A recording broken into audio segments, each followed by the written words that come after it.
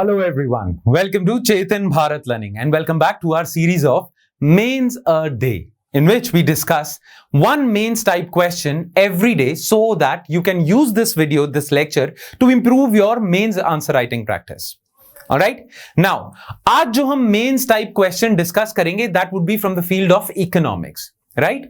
Now, पहले question पढ़ लेते हैं अच्छे से, क्योंकि जैसा मैं हमेशा कहता हूं, half the battle is won if you read the question properly. All right? So let's take a look at the question. Generally, governments ease the burden of corporate taxes to improve corporate activity in the country. Has this strategy worked for India? Analyze in the context of the concessional corporate tax regime introduced in September 2019. 150 words में लिखा 150 words में you have to attempt this question. Now, क्या कह रहा है ये question? एक बारी इसे break down करते हैं. ठीक है? ये question कह रहा है कि generally ऐसा माना जाता है कि कॉर्पोरेट टैक्सेस का बर्डन अगर आप कम कर दो तो आप कॉर्पोरेट एक्टिविटी बढ़ा सकते हो, कॉर्पोरेट इन्वेस्टमेंट्स बढ़ा सकते हो, right? You can improve the corporate activity in the country and with that you can improve the economic prospects of a country. ठीक है? Now, has this strategy worked for India? क्या ये India के लिए strategy काम करी है? ये है मेन क्वेश्चन. क्वेश्चन है ही यही कि क्या reduction of corporate taxes has worked for India? क्या इंडिया ने जो कॉर्पोरेट टैक्सेस कम किए हैं इससे कॉर्पोरेट एक्टिविटी बढ़ी है? क्या ये सक्सेसफुल रहा है? ठीक है ना. ये जो आपने आंसर करना है, ये करना है in the context of concessional corporate tax regime introduced in सितंबर 2019. तो ये जो concessional corporate tax rate regime आई थी जिसने टैक्स रेट्स कम किए थे कॉर्पोरेट, क्या ये स्ट्रैटेजी काम करी है कॉर्पोरेट एक्टिविटी बूस्ट करने में? क्या ये नहीं करी है? राइट नाउ, इस आंसर का स्ट्रक्चर कैसा होना चाहिए? क्योंकि मोटे मोटे तौर पे इस वीडियो, ये जो वीडियो सीरीज है हमारी मेंस अ डे, इसका पर्पस ही यही है कि आपके आंसर राइटिंग में आपके आंसर का स्ट्रक्चर बेहतर हो जाए. कंटेंट तो सभी को पता होता है, पर आंसर राइटिंग एक आर्ट फॉर्म तभी कहा जाता है जब आप अच्छे स्ट्रक्चर में आंसर लिखते हो. राइट? कंटेंट अगर आप थ्रो अवे फॉर्म में आंसर में लिख दो ना, तो आंसर के मार्क्स ज्यादा नहीं मिलेंगे. प्रॉपर डिजाइन और स्ट्रक्चर के साथ अगर आप अपनी नॉलेज को प्रेजेंट करोगे, you will fetch more marks. Alright? तो स्ट्रक्चर क्या होना चाहिए? जैसा आप जानते हो, मोटे मोटे तौर पे तो स्ट्रक्चर कैसा होता है, पूरे आंसर को आप 3 पार्ट्स में डिवाइड कर सकते हो. Introduction, body of your answer and conclusion. Right? तो इस क्वेश्चन में आपसे पूछा है कि क्या स्ट्रैटेजी काम करी है कॉर्पोरेट टैक्स बर्डन कम करके इंडिया में? क्या ये स्ट्रैटेजी काम करी है? तो इंट्रोडक्शन क्या होती है? इंट्रोडक्शन ना पूरे आंसर को आपके इंट्रोड्यूस करती है. तो इसमें आप क्या लिख सकते हो इस इंट्रोडक्शन में? इस इंट्रोडक्शन में आप एक्सप्लेन करोगे कि why this notion is correct. ठीक है? आप एक्सप्लेन करोगे ये पूरा प्रेमिस. मतलब you will write कि yes, it is generally believed by many economists that reducing the tax burden on corporates increases corporate activity, as corporates are left with more savings which they can utilize for further investment. And when corporates invest more, their activity increases. So generally it is believed that reducing corporate tax burden improves corporate activity in the country.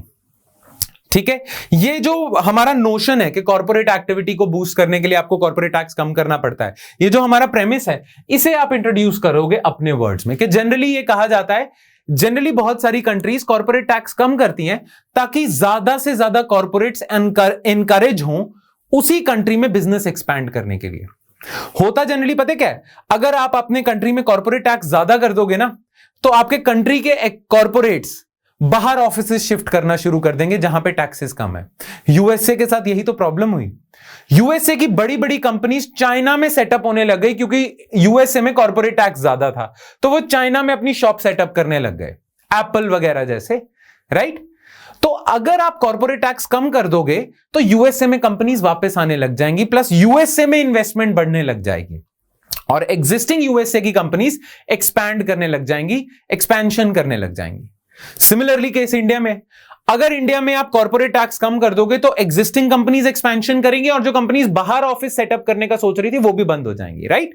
सो ये notion क्या कहता है? Reducing tax burden on corporates improves corporate activity because it leaves corporates with more savings which they can utilize for further expansion and investment. Right? ये notion explain कर दिया. Introduction हो गई. Now, body में क्या लिखोगे? To improve corporate activity in India, Government of India introduced concessional corporate tax regime in September 2019. ये line लिखोगे, फिर आप हेडिंग डालोगे concessional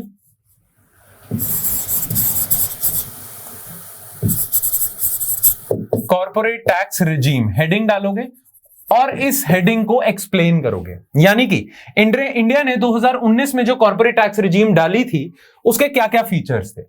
ठीक है, पहले तो लाइन लिखोगे कि improve corporate activity, government of India introduce this regime, फिर इस पे अंडरलाइन करोगे और पॉइंट्स में लिखोगे आप कि इस रिजीम के फीचर्स क्या हैं. वही कि 30 से 22% कर दिया.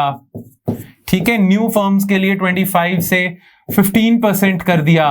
हाँ, तीसरा फीचर आप लिखोगे कि जो लोग नए रिजीम में ऑप्ट करेंगे उनको कोई एग्जेम्पशन डिडक्शन वगैरह नहीं मिलेगी. ठीक है, ये आप इंट्रोड्यूस कर दोगे कंसेशनल टैक्स रिजीम. फिर next part of your answer would be कि दिस रिजीम हैज फेल्ड. आज के करंट अफेयर्स लेक्चर्स में हमने करा है ना कि why this regime has failed. तो आप एविडेंस लिस्ट आउट करोगे, ऐसे लिखोगे, हेडिंग डालोगे, but this regime has failed to yield results, expected results, or this regime has failed to yield results that would make this regime a successful regime. ठीक है, तो आप पहले हेडिंग डालोगे कि this regime has not been that successful as expected. Why? फिर नीचे points form में लिखोगे आप कि आरबीआई की रिपोर्ट ये कहती है कि इन्वेस्टमेंट साइकिल बूस्ट नहीं हुआ, फाइनेंस मिनिस्टर ने ऐसे कहा है कि ये प्रॉब्लम आई है, रेवेन्यू सेक्रेटरी ने ये कहा है कि अभी तक नहीं हुआ, there are certain problems. Right? तो ये जो पॉइंट होगा ये प्रूव करेगा कि इंडिया में ये रिजीम सक्सेसफुल नहीं रही है. तो main body of your answer में आपने ना आप आंसर कर दोगे. क्वेश्चन में आपसे पूछा has this strategy worked for India, तो आप बता रहे हो देखो इंडिया ने इंट्रोड्यूस करा था ये, और ये स्ट्रैटेजी इंडिया में इतने अच्छे से काम नहीं कर रही. और ये कैसे पता चला हमें इंडिया में अच्छे से काम नहीं कर रही? ये आरबीआई ऐसा कह रहा है, फाइनेंस मिनिस्ट्री ऐसा कह रही है, डिपार्टमेंट ऑफ रेवेन्यू अपने डेटा के साथ ऐसा कह रहा है. ठीक है, तो आपसे जो क्वेश्चन में पूछा था has this strategy work for India, वो आपने आंसर कर दिया. Has this strategy work for India, आप बता रहे हो देखो जी इंडिया ने करा था पर this strategy is not working for India, here is the proof. ठीक है, फिर आती है, आंसर आपका कंप्लीट हो गया, फिर आती है कंक्लूजन. ठीक है, कंक्लूजन में आप यही थॉट कंटिन्यू करोगे.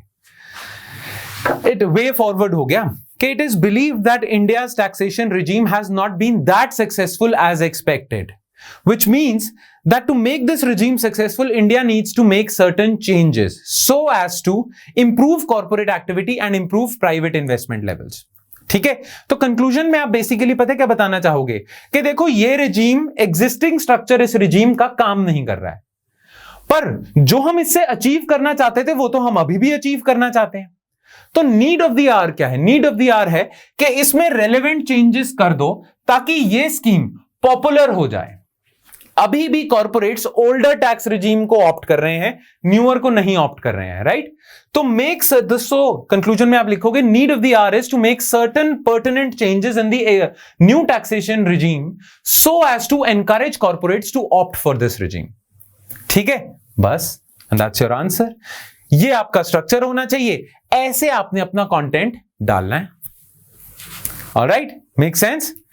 चलो फिर that's it from my side guys. I hope you like this session of mains a day, और आई होप अब आपके मेंस आंसर राइटिंग इंप्रूव होती जा रही है जैसे जैसे आप ये सेशंस देखते जा रहे हो.